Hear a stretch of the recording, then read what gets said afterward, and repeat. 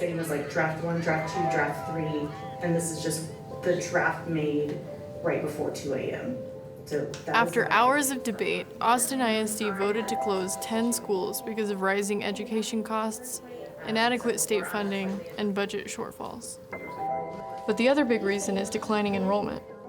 Despite growth in the city, AISD has lost 10,000 students over the last 10 years, and it's driving big changes in the district. But where did these kids go?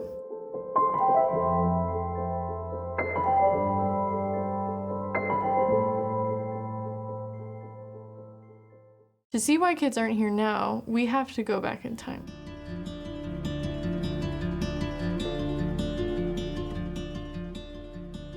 It's a good question. So I think David DeMatthews, a professor in the College of Education at the University of Texas at Austin, says the pandemic had a great effect on education. Pandemic has exacerbated many of the deeply rooted inequalities and many of the challenges that we had previously in our education system here in Texas and also in the United States and really around the world. During the pandemic, Austin ISD lost over 6,000 students in just one school year, dropping from nearly 81,000 to almost 75,000 in the 2020 to 2021 school year. There was a dip in enrollment in 2021, 2022, and then there was a little bit of a rebound. And Victoria O'Neill is the Executive Director of Campus and Family Engagement at AISD, and she has been studying student enrollment. She says the pandemic is no longer a factor in low enrollment. What I think we're seeing now is a natural kind of like organic process as opposed to continuing to be related to the pandemic. However, total enrollment since the pandemic hasn't recovered. Although high school enrollment has stayed steady, every other grade has decreased. Pre-K has lost the most students with the biggest drop from 2020 to 2021. This means Austin ISD has fewer students in every grade to advance as they get older. In the 2024 to 2025 school year, Austin ISD had a total of just over 72,000 students. O'Neill also says that many students have left Austin.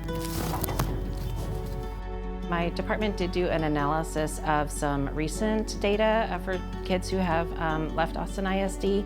2/3 of them were actually leaving the reach of Austin ISD. And in that 1/3, it was a mix of virtual school, homeschool, and charter school.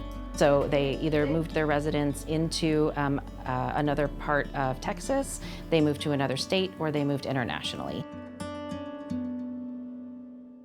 Another reason for low enrollment? There just aren't as many kids running around.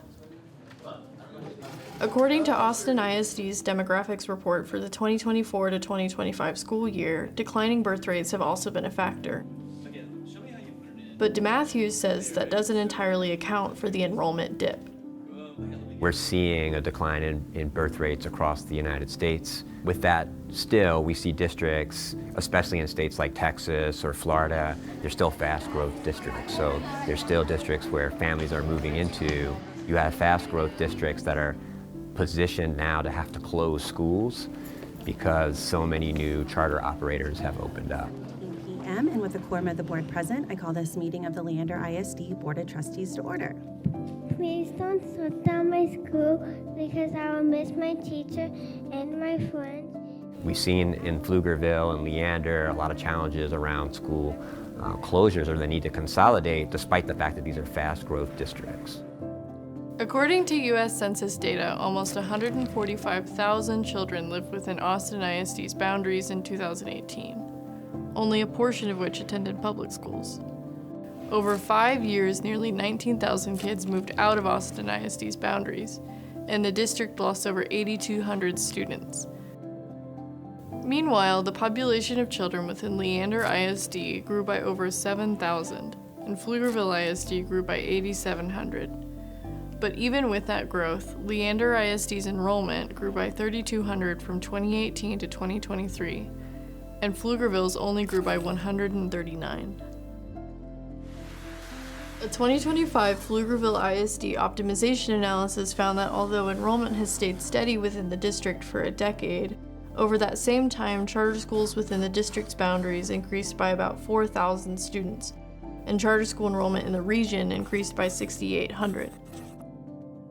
In 2023, Pflugerville ISD administrators proposed closing 2 to 3 schools from a list of 6 campuses, although the board didn't move forward with that plan. 5 schools in Central Texas have already closed since 2018, and Leander ISD just voted to close one of its elementary schools as well. Austin ISD is now going to close 10 more. So public schools across Central Texas are struggling with enrollment, not just AISD, but one North Austin school is thriving. This is the most enrolled we've ever been. Idea Parmer Park, a charter school situated in between Austin, Pflugerville, and Maynard school districts, attracts students and families from all over. So 711 is our 10 or 11 is our highest number of students. And as a campus, we are more enrolled than we were a year ago. And the numbers bear out that we have more students, both literally and from a percentage standpoint, than we did a year ago. Idea Public Schools is the largest charter school network in Texas, with nearly 80,000 students enrolled across the state last school year. Idea had over 6,000 students enrolled at 10 schools in the eastern crescent of Austin. Of the more than 50 charter schools in Austin, 3 have the most campuses: Idea, KIPP Texas Public Schools, and Harmony Public Schools. KIPP declined an interview, and Harmony didn't respond to our interview request. According to data from the Texas Education Agency, over 15,000 students who lived within Austin ISD's boundaries attended charter schools last school year, and nearly 26,000 students were enrolled in charter schools in Austin. One parent and employee from Idea Parmer Park says she felt that public schools didn't support her kids' education. They were enrolled in Pflugerville ISD before she moved them to an Idea campus. The reason why I left public school was because we really didn't get the attention my kids would need, the support that we didn't get. So I came to Idea, started seeing the support. My girls are passing with AB honor rolls, both of them are. I even confess that I did say I will never move my kids to a charter school, but then I made the decision to move them to a charter school, and I see the difference. But what are charter schools, and how are they different from traditional public schools? So you will have heard me say like traditional public schools, because we do know that charter schools are also public schools, right? Their charter is accepted by the state, they are funded by the state. There are some significant differences, primarily that the traditional public schools belong to the people who live near them, right? Traditional public schools are housed in independent school districts, ISDs. Every child belongs to a specific school within the district they live in. This means that every kid can go to this school and no child is zoned to a charter school. For kids and families who want to enroll, they'll have to apply or enter their lottery system if the school doesn't have enough spots. So charter schools, they are supposed to follow very similar procedures as public schools. We're supposed to enroll the students that show up. When charter schools are oversubscribed, they often have like lottery systems so that they should not be allowed to discriminate. I think that's a wonderful opportunity, to give the families and for them to make their educated choice through our rigorous onboarding. When we accept a family, we go through all of the expectations, not because we want to scare you, we just want to set you up to what life would look like if you accept coming to our campus. School choice affects education everywhere. Independent school districts, charter schools, and now private school vouchers in the spring. I think everyone can see that it makes, a little bit more of a competitive market, and that is what really behooves us to communicate clearly and well, like the benefits that being a part of Austin ISD, can bring to families. I don't think I have anything more than that. Mm-hmm. Choices can depend on where you live. Most charter schools within Austin city limits are in the east, with a few in southwest Austin. We also found that many of Austin's private schools are in the west. it's school choice, right? And our families are choosing, and then what we're explaining to them is, one, they're going to go to college, 2 and through. They make the decision whether their current school is offering that, and then kind of vote with their feet, right? But in West Austin, I don't think that those two things that I just laid out necessarily pull, or the necessity is there. So, whoever we get, that's who we get. And we, really just want to provide the opportunity for all families and students to go to and through college, right?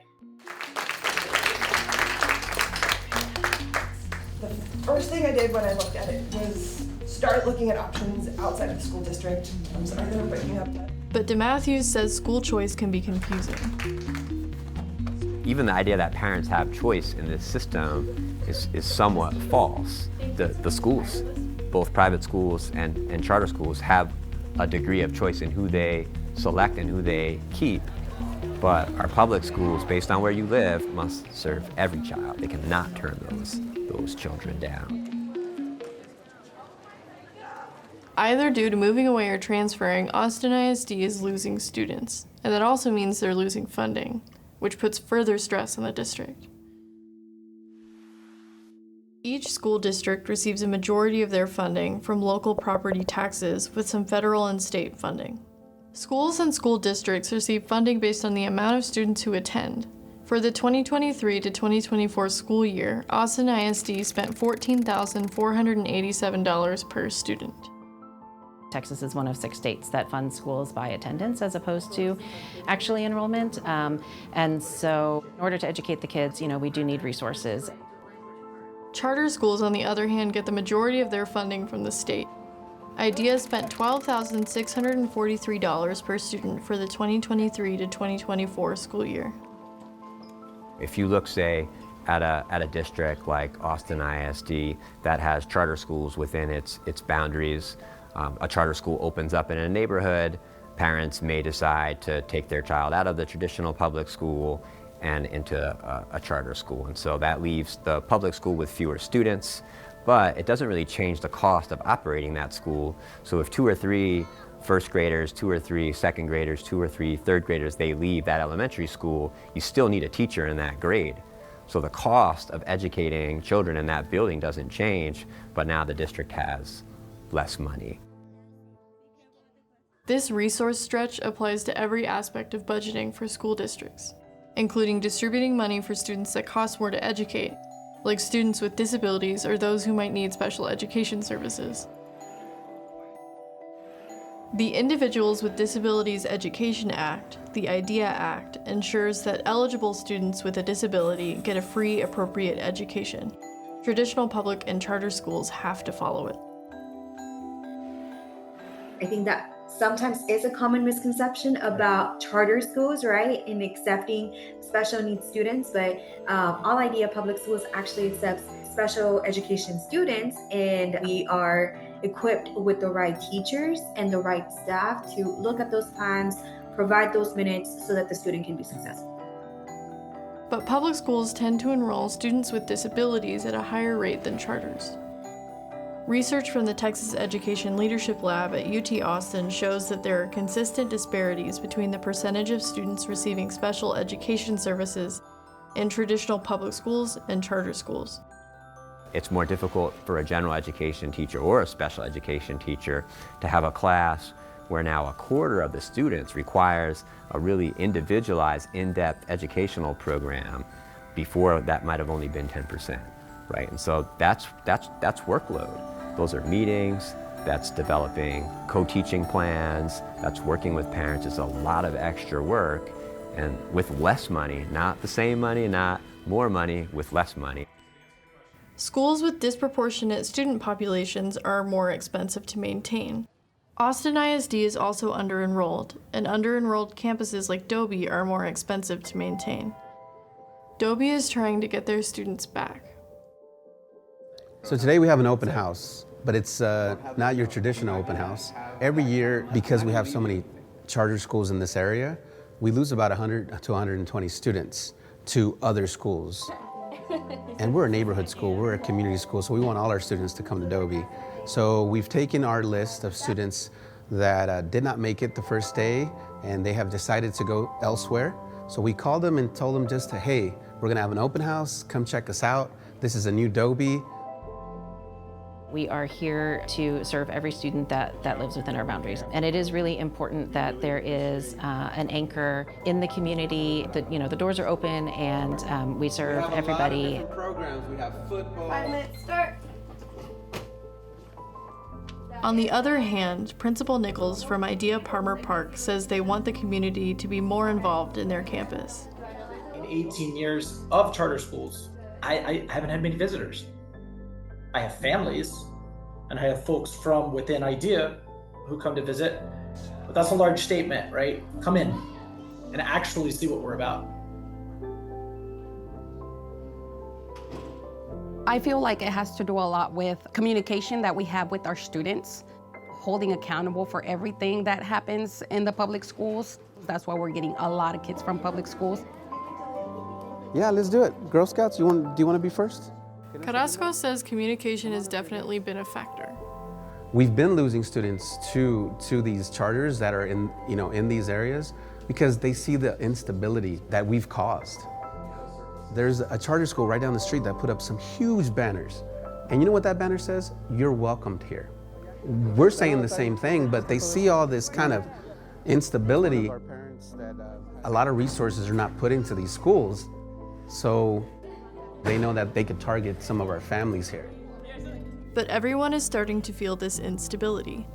KIPP Texas Public Schools announced that they'd be closing half of their campuses in Austin due to underenrollment. In either case, experts say state funds are limited and are now being used to support multiple school systems. At the end of the day, we have a limited pool of money for education. It's never enough.